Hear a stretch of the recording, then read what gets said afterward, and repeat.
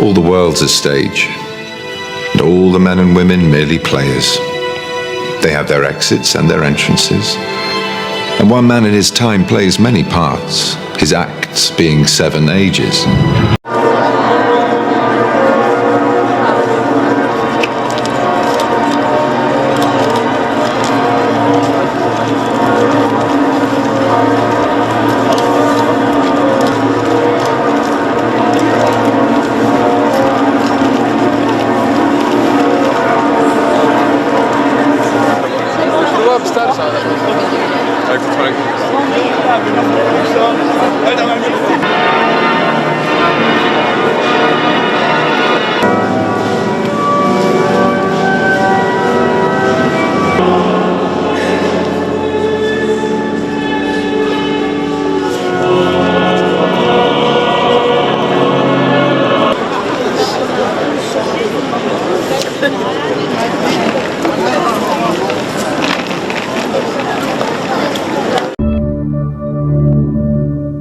Lucifer? You really do only care about yourself, don't you? Well, if that's what you think, Detective, maybe I should give you some space. Where is she? Hang on, Kylie's not there. Hold on, is that her? What is she doing? That's the gas line. Is she gonna blow up the cabin? But why would she do that? Oh my God, I have no idea. What is she? At least it's, Detective? Yeah. Isn't that... Lucifer.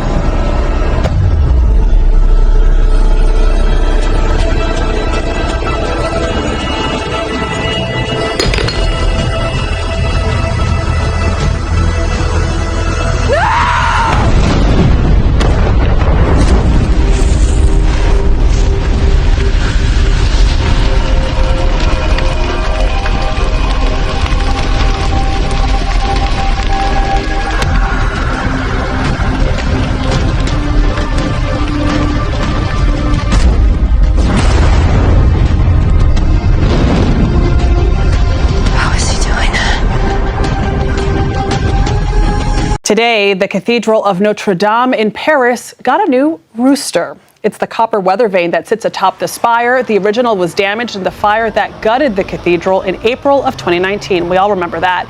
This rooster has been reimagined as a phoenix with flaming feathers, a symbol of the landmark's restoration and recovery.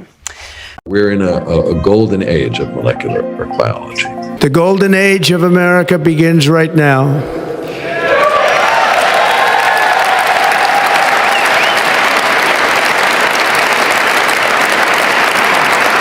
From this day forward, our country will flourish and be respected again all over the world. We will be the envy of every nation, and we will not allow ourselves to be taken advantage of any longer. During every single day of the Trump administration, I will very simply put America first. You know, when Israel is absolutely...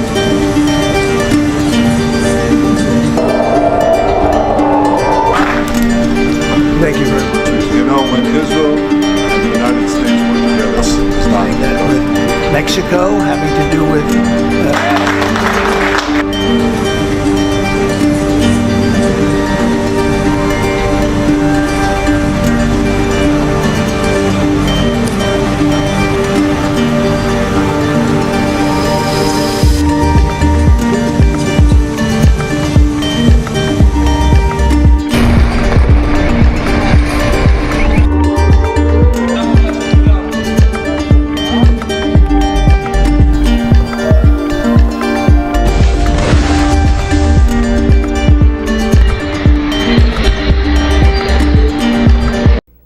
Time and space. These limitations affect us all. How can you conserve precious time and expand your working space? With an Edmonton Telephones beeper. An inexpensive way to keep in touch for important calls and messages while you're away from home or office. If you're needed, you'll know instantly, and no one needs to know where you are. Edmonton Telephones, your total communications company, will save you time and money. Call Edmonton Telephones now. Tell them Leonard Nimoy gave you the message. The scientific advances here are extraordinary, and we have an unparalleled biomedical research enterprise. I am Intergalactic Advocate Bob, here to assist you through the ascension process.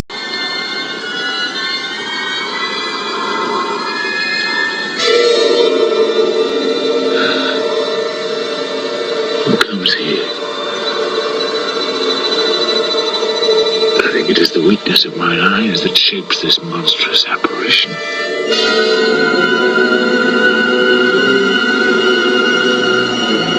Art thou anything? Art thou some god? Some angel or some devil that makest my blood cold and my hair to stare? Speak to me what thou art! Thy evil spirit, Brutus. Why comest thou? To tell thee thou shalt see me at Philippi. Well, then I shall see thee again. Aye, at Philippi. Why? I will see thee at Philippi then. No, I've taken heart, thou vanishest. Ill spirit, I would hold more talk with thee. High drama on the Shakespeare in the Park stage. Friday night as a woman stormed the stage and started yelling at the actors. This year's production of Julius Caesar depicts Caesar as a President Trump lookalike who's stabbed to death on stage. Coincidentally, just before that very show, I headed to Central Park to ask some people waiting in line to see it what they thought about the controversy. I'm here in Central Park where Shakespeare in the Park is airing Julius Caesar with a Donald Trump lookalike who is stabbed to death in front of an applauding audience. Let's find out what people think.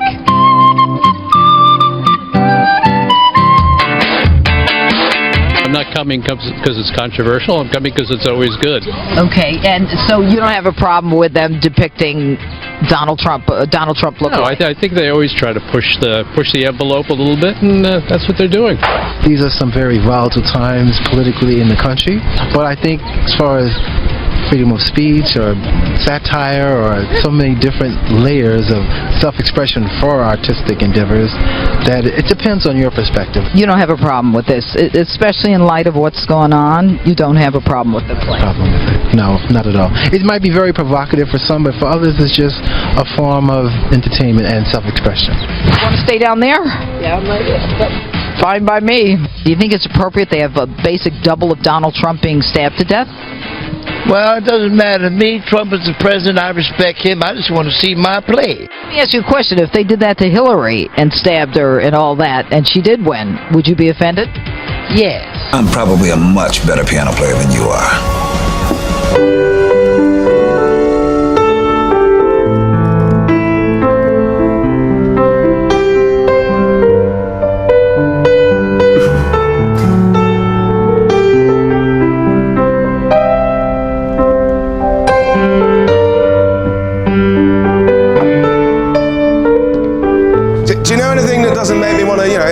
Myself, like something more upbeat, something a bit, something like,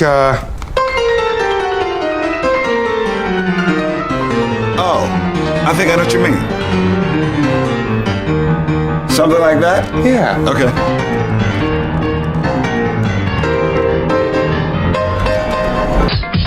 Hillary is the bomb. Are you going to see Shakespeare in the Park? We just came back from Central Park. They've got that play, Julius Caesar, Shakespeare in the Park, where they take a Donald Trump lookalike and stab him to death, and the audience applauds. Do you think that's appropriate? Of course not. Of course not. It's not appropriate. I mean, it's ridiculous. When we went to Central Park, people were so in favor of this. Are they from another planet? No, they're from New York. So just came back from Central Park, Shakespeare in the Park. They have a lookalike Donald Trump. They stab him to death. People cheer. What do you think of that? Terrible. Absolutely terrible. I think they made a great president. They're lined up. With all the crazy stuff going on in the world, That's not a good look at all. Regardless of whether you like him or not, it's not a good look. Ooh, that's a little morbid. Yeah. Yeah. I respect the role of the presidency very much, and I don't know, it doesn't really fly for me. It's just tragic. It's sad that that's what our country is becoming in many ways, I feel. What do you think of that? Why do people want to see that? I guess they have nothing better else to do, you know? I mean, that's ridiculous. And then they want us to pay for the art? I'm sorry. It's sick. Hypocrisy. Complete hypocrisy. It's sick. And look what's happened now. It's encouraging violence against Republicans, shootings. It's going to be more of that. It's scary, and we live in really frightening times. It's people have drank the Kool-Aid, and they don't even read the paper and know what's going on. I take the train every day for the last 30 years. Used to see everybody reading now. Nobody's reading. They're playing games with balls going up and down. You think if that was done to Obama, that people would cheer and they'd allow it in New York City? Absolutely not. What are we going to do? Have a good day. In an era when the NFL often awards Super Bowls to cities that build new multi-billion-dollar stadiums, the Superdome stands tall. This week it will host the big game for the 8th time, more than any other arena, in spite of its age. And as Rob Masson reports, it was no small task. When it comes to iconic American stadiums, none have the pedigree of the Louisiana Superdome. First Super Bowl indoors, the first in prime time. The Superdome hosted its first Super Bowl in 1978 when Dallas beat Denver 27-10. Since then, there have been 6 other NFL champions crowned under the 9.7-acre roof of the dome, including the Raiders in 1981. Just win, baby. The Bears in 1986. The 49ers in 1990. The Packers in 1997. This is what it's all about. The Patriots in 2002. The Patriots have won Super Bowl 36. And the Ravens in 2013. And he is flying! The Super Bowl belongs to Baltimore. I want to thank the city of New Orleans for what is just a spectacular way to celebrate. Doing events here was the dream of a lifetime. Meet the brains behind the recent $550 million renovation of the stadium that was originally engineered with slide rules instead of computers at 1/3 the latest renovation cost. We thought of it as our historic Coliseum. The Superdome got an intense makeover, complete with new carve-outs at the corners of the plaza. New seating for people with disabilities and huge atriums rigged with escalators that for the first time whisk fans from the mezzanine to the upper reaches of the 48-year-old venue. The new escalator systems, the express, getting from, you can literally get from, the street to your seat in less than 10 minutes. This is the authentic recurrence of Her Ladyship the Abrassic Sovereign, and we have come to claim her title. Press your thumb in the depression.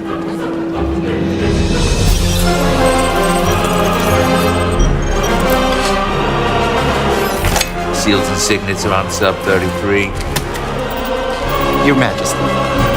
From their offices 7 blocks down Poydras, Trahan Architects, which renovated the Superdome after Katrina nearly 20 years ago, charted a new course for the Superdome's future, a course which they say is tied to the city's past. We think of the atriums as a continuation of the ground plane, the French Quarter, and it moving vertical. And we think of those as a vertical neighborhood. New Orleans already had 3 Super Bowls under its belt at the old Tulane Stadium when the Dallas Cowboys and Denver Broncos came to the Louisiana Superdome in 1978 for the first indoor Super Bowl ever held. And 46 years later, the relationship with the NFL continues. Clearly, we love coming here to this city and this stadium. Just look around us at this stadium. It's absolutely miraculous what you all have done. This renovation took more than 4 years to complete through COVID and spiraling material costs in a building which remained operational. It was no small feat with the countdown clock ticking for Super Bowl 59.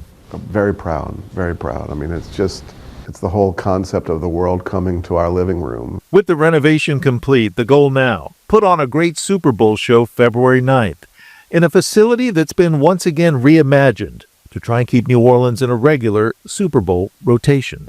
Big money heading to the Big Easy, which thrives in the spotlight and is ready to shine once more.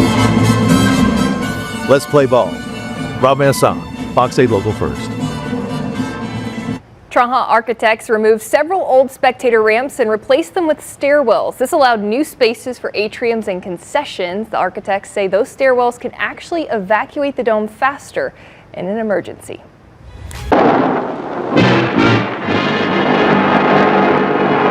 Not since Dracula stalked the earth has the world known so terrifying a day or night. It is I who renounce you, and in the name of Satan I place a curse upon you.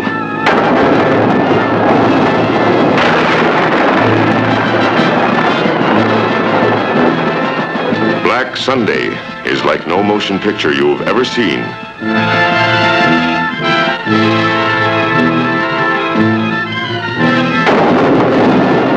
There are those who believe and those who do not. But both must know the suspense, the shock of meeting the living dead and of bringing the dead to life.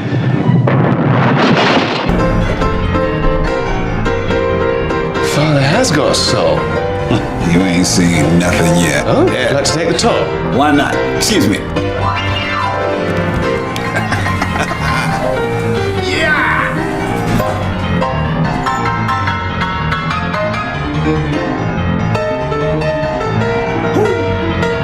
Los grandes eventos deportivos como el Super Bowl de hoy son sumamente simbólicos.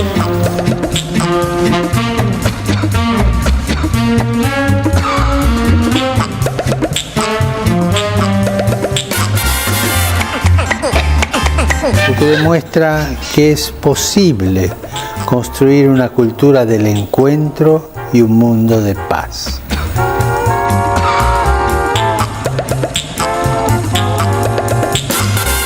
Saludable, aprendemos a sacrificarnos, a crecer en fidelidad y en el respeto a las reglas.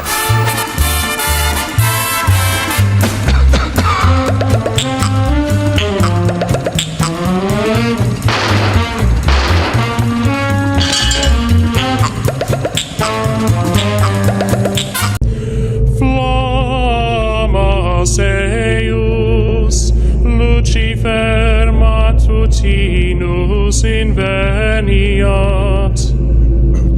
Ille inquam Lucifer qui nescito casum.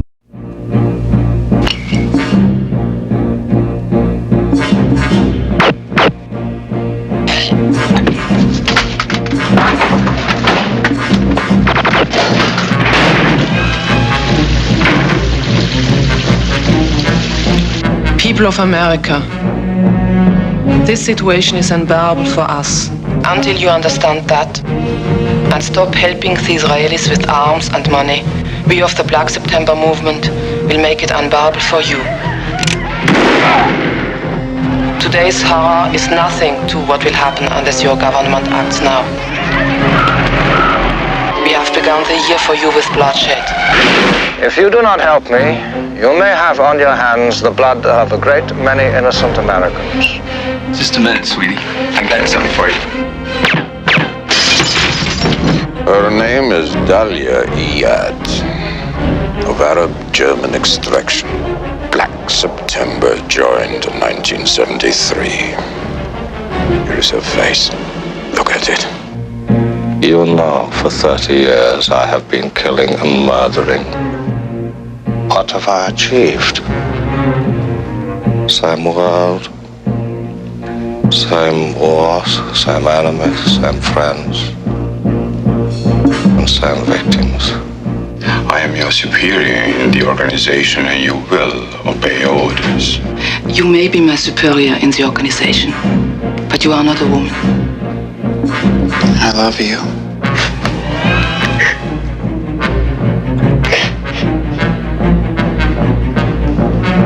We found Dahlia Iyad. You sure? Positively identified in a Miami hotel last night. The day we set the big one off, we're only going to be 100 feet off the ground, right over the 50-yard line. Now look at this. That means 222,000 darts in the kill zone for 80,000 people. The National Football League welcomes you to Miami's Orange Bowl in the championship of professional football. What exactly is this Super Bowl? Are you out of your mind? Pat Summerall with Tom Brookshire. And Tom, you can feel the pressure building up all week. So here we go. Super Bowl is underway.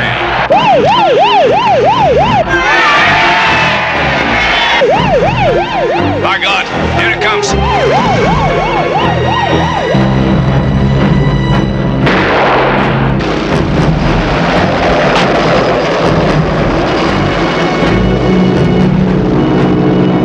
Stadium, Corley to stadium. Signal red alert. Get the president out of the stadium.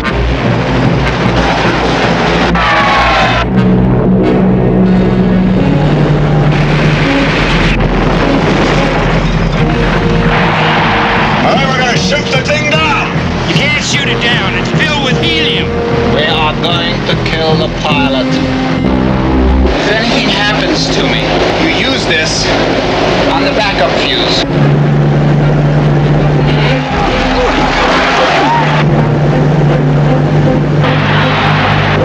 It's going right into the stadium!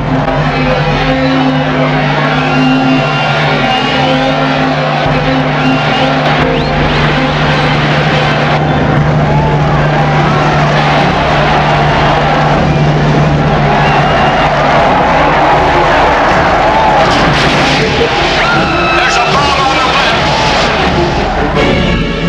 left! Black Sunday. It could be tomorrow.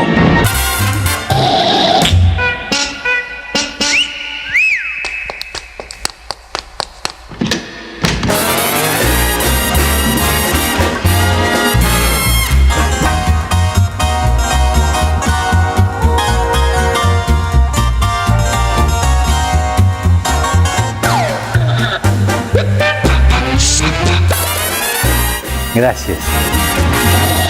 President Trump, who attended Fordham, a Jesuit university, came face to face today with the first Jesuit pope. The rest is history. Oh. Hi.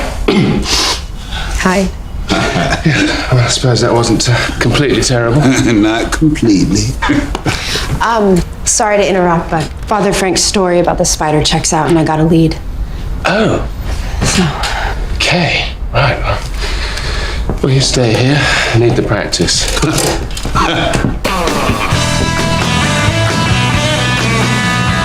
I talked to narcotics and one of their CIs said this spider's rumored to hang out here. Well, I don't know why you had to bring me along. What, are you anxious to get back to your new friend? Please, the devil friends with a priest? That's absurd. It's absurdly adorable. You know, it's okay to admit that you like the guy. All right, what is the Trilateral Commission? It's an organization founded in 1973 by David Rockefeller to bring together business and political leaders from the United States, Europe, Japan, so they could work together for better economic and political cooperation between their nations. That's what they'd like us to believe. But you see, what they're really up to is a scheme to plant their own loyal members in positions of power in this country, to work to erase national boundaries and create an international community, and in time bring about a one-world government with David Rockefeller calling the shots. Nothing less than a new world order. This is the pledge of the world's most powerful leaders, representing 90% of the global economy. Thursday's G20 summit, they say, has changed the rules of the game. Today, the largest countries of the world have agreed a global plan for recovery and reform. This involves the biggest interest rate cuts in history, the biggest fiscal stimulus we have ever seen, the biggest increase in resources in the history of our international institutions. A total of $5 trillion for the global economy by the end of next year, including $1 trillion for the International Monetary Fund. Staggering figures that the 20 countries, along with international institutions, agreed upon to combat the crisis. Simply put, this country and this world benefit from your commitment to Jesuit principles, to being men. As a graduate of another great Jesuit institution, Xavier University, I have great affection for the value and purpose of a Jesuit education.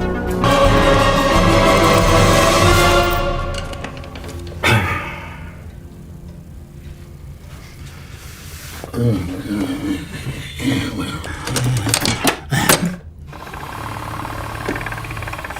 very nice. Would Your Majesty kindly place your wrist here? Yes. Palm up, please. Thank you. Oh. Very good. Yes.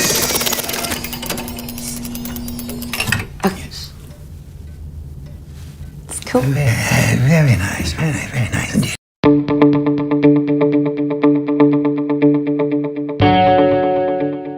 In the oceans, thousands of bioluminescent marine organisms emit a blue glow onto the night shore as the waves rise and fall. Fireflies flash in the air, producing their own glow. This bioluminescence is necessary for animals to find mates and to protect their species from predators, but it also has the potential to improve current medical practices and even turn people into human glow sticks. By processing magnetic nanoparticles to include the enzymes that produce bioluminescence, we can use the natural light to track the progress of diseased cells throughout the body. In organisms like fireflies and single-celled dinoflagellates in the ocean, bioluminescence is triggered by movement caused by the environment. This agitation deforms the cell membrane and leads to a flow of protons that brings luciferase, an enzyme, in contact with luciferin, a compound.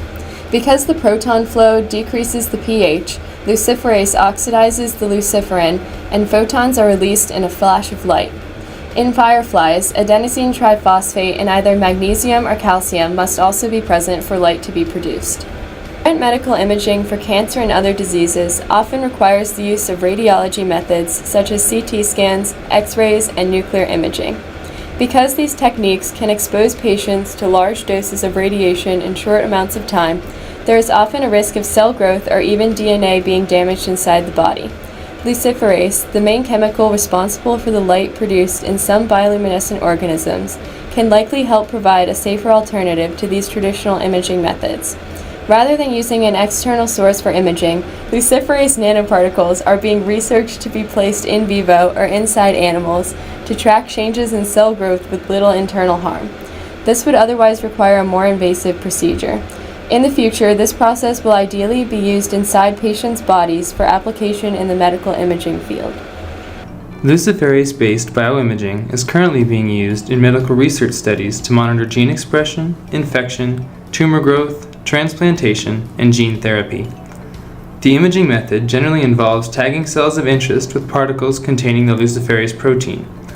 These cells are injected into an animal specimen and allowed to propagate. One of the critical advances was that we figured out that you have to wrap each particle of messenger RNA in a fatty envelope. It's actually a nanoparticle, a lipid nanoparticle, so it's using nanotechnology. Now that we have this delivery technology, basically we can use messenger RNA to deliver genetic code message safely into cells and be able to produce a vigorous immune response. There are all kinds of diseases for which immune control may be important. And the luciferin substrate is injected soon after. The luciferin activates the luciferase, and the emitted light can be seen with the highly sensitive charge-coupled device camera, otherwise known as the CCD. The device measures the photoluminescent signal in photons and overlays the data onto an image. The injection of luciferin and the subsequent imaging processes can be repeated to track the position of the cells over time.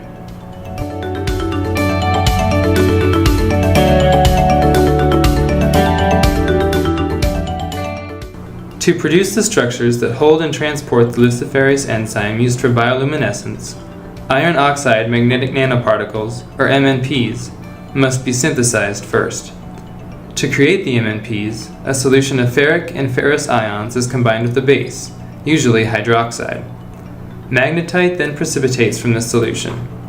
Polymers or organic molecules such as citric acid are also added to prevent excess products from gathering on the surface of the MNPs. The coated MNPs are 40 to 119 nanometer spheres with superparamagnetic behavior, which allows an outside magnetic imaging source to track cells and control the particles. We had been investing and many had been working on these technologies for a long time, but they were ready to be used now. So that is good fortune. To think something so small can connect you to everything that matters. When your life and all you love are on the line. HealthLink is always with you when every second counts in the emergency room, providing immediate access to your medical records. Because Bob has trouble remembering all his medications. Because I'm in love with my kids' kids. Because my car lost control while driving. Because now I'm looking out for both of us. Because I have diabetes, but it doesn't have me. Because I spend my life in the ER trying to save yours. To think something so small could control you. And everything you do. When your life and all you love are on the line. The RFID chip is always with you, threatening your privacy, causing severe risk to your health and personal safety, and killing you if you do not obey rogue government demands. Because I want to increase my risk of cancer. Because I want to live in a cash-free society. Once the iron oxide MMPs are made, they are incubated with the luciferase enzyme and added onto the organic molecule surface of the MMP.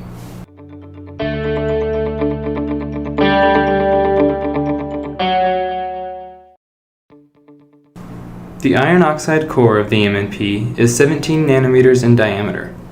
This small size lends to the particle's superparamagnetic behavior. The core has a cubic spinel structure, with the oxygen atoms arranged in an FCC lattice. The next layer of the particle consists of a substance that stabilizes the molecule. As a result of this coating, the MMPs are more spherical and don't aggregate, which is important for their individual use in binding to cells. The outermost layer of the MMP is the luciferase protein, which binds to the two remaining carboxyl groups on the organic molecule layer. The luciferase acts as a targeting agent, and it can bind easily to mammalian cells because the surfaces of these cells have numerous receptors for the targeting agents. The resulting MMP has an overall diameter from 40 nanometers to 119 nanometers, depending on the type of luciferase and imaging conditions.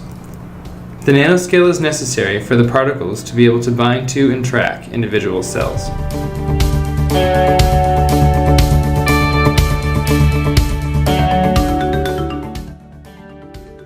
The processing and subsequent structure of the nanoparticles affects specific properties that are useful for medical tracking purposes. Because luciferase is light-emitting, particles can be readily detected and monitored inside the body to track specific cells. The wavelength of light emitted by the particles is around 500 to 600 nanometers, producing blue or green light. At these wavelengths, signals can penetrate tissue to clearly image internal organs. The light is then able to be tracked using a charge-coupled device camera to monitor changes over time.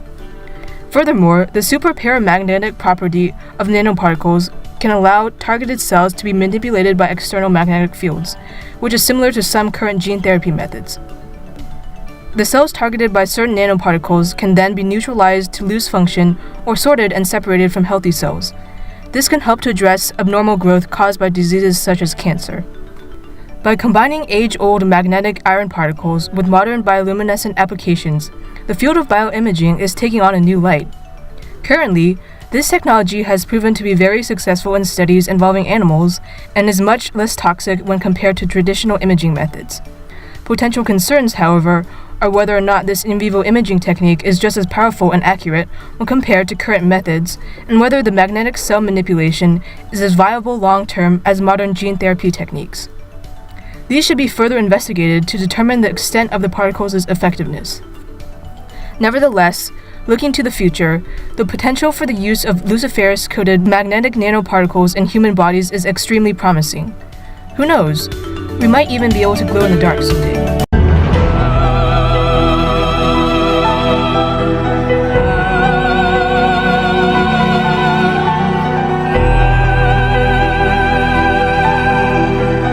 Yet they tempted and provoked the Most High God, and kept not his testimonies, but turned back and dealt unfaithfully like their fathers. They were turned aside like a deceitful bow.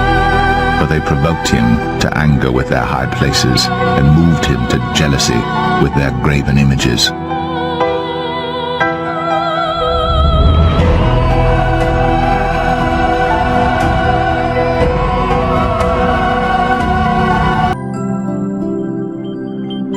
Because now, the government is looking out for us. Because I have the mark of the beast, but it doesn't have me.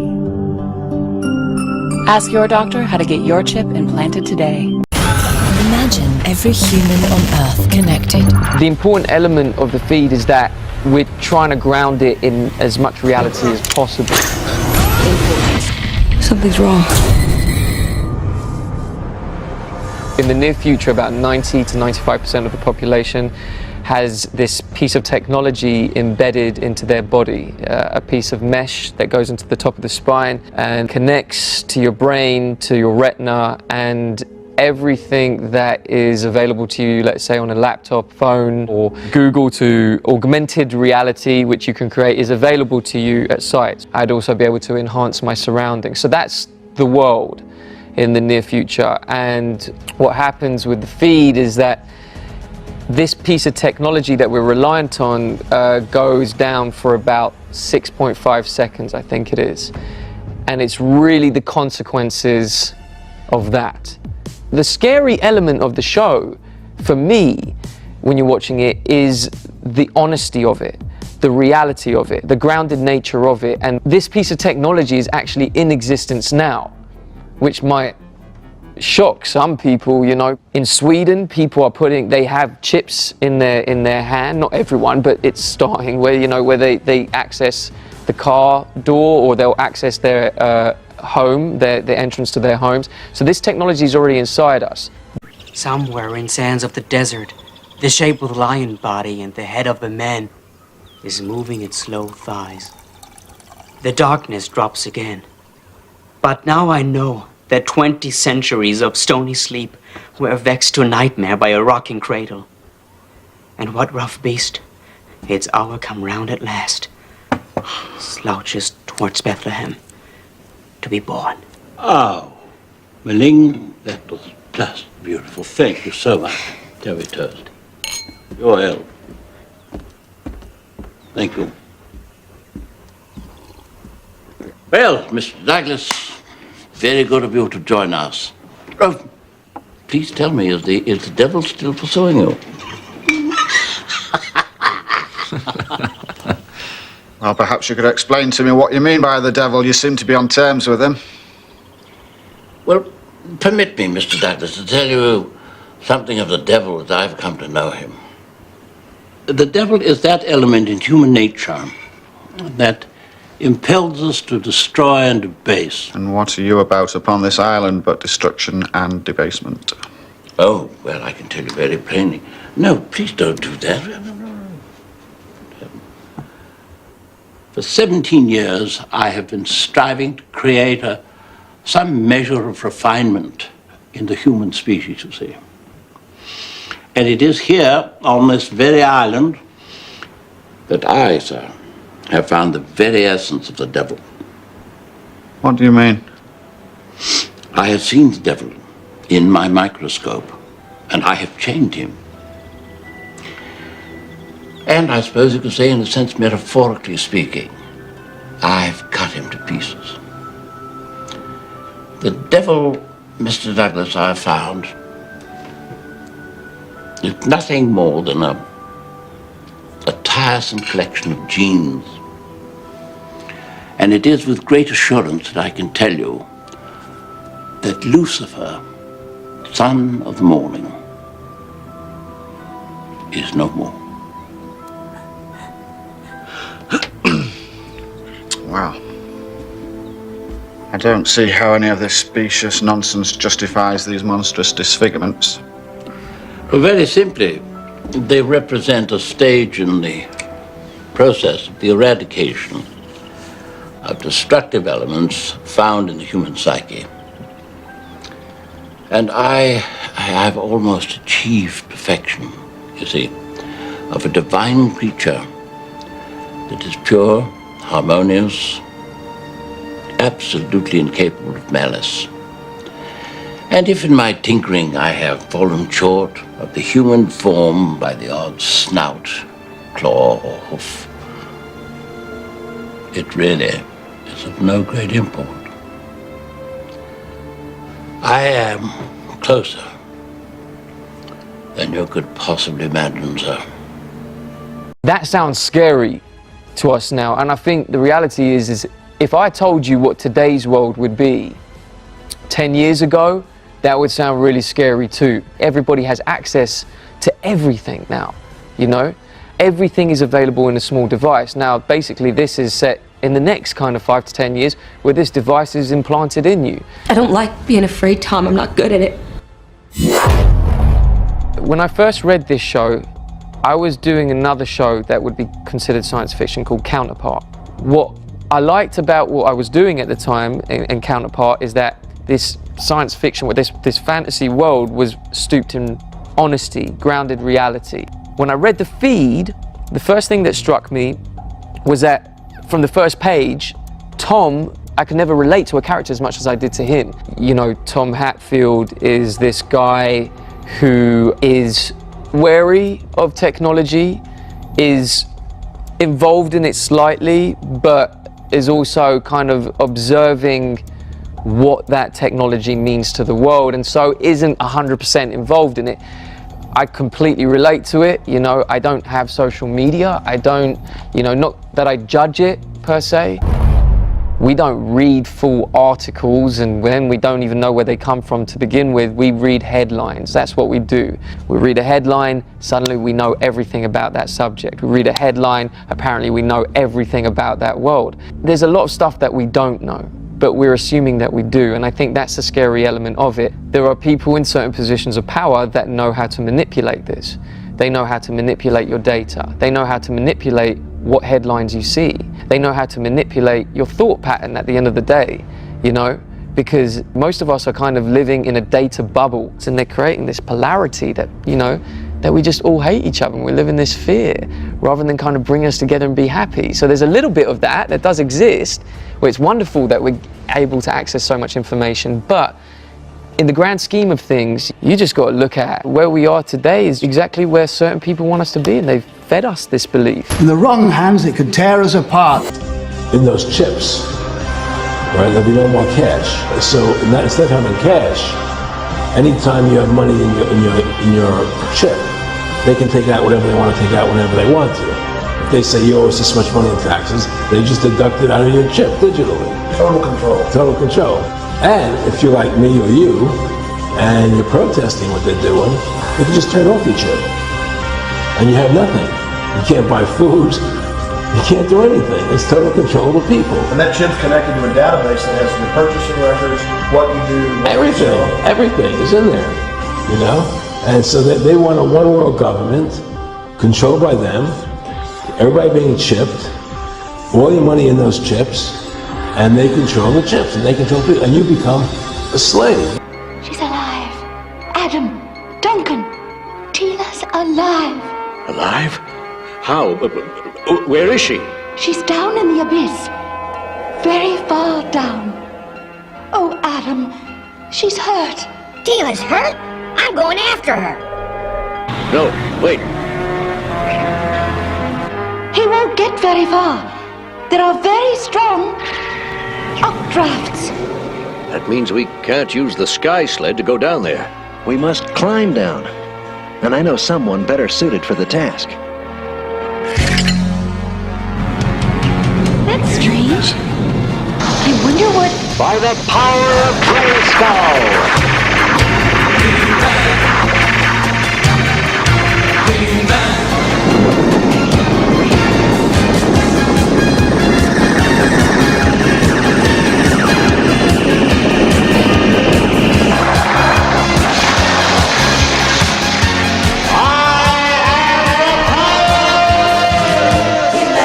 Let's go.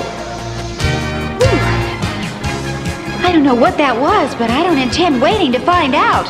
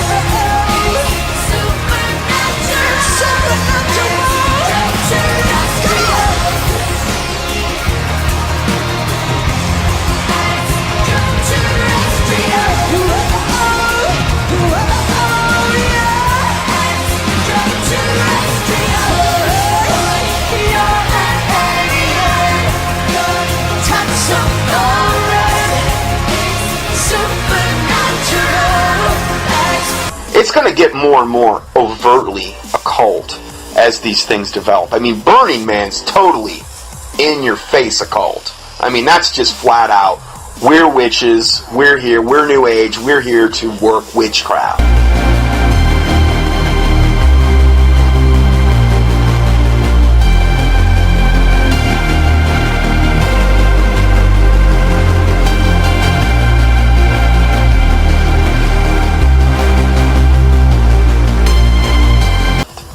We're gathering together because there's more power. You know, this has been almost like programming that's been put into humanity's mind for a long time. Now it's more of a manifestation of this. This is just so far off the scale where this world is heading.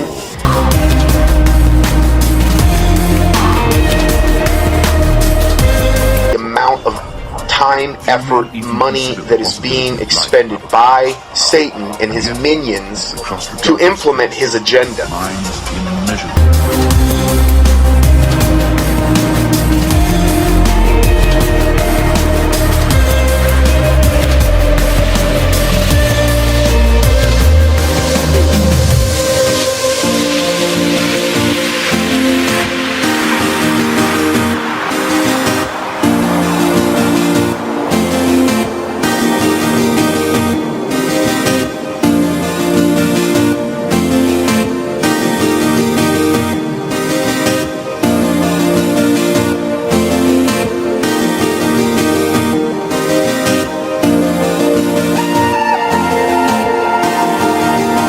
Future that Ernest Cline, the writer of the book, envisioned.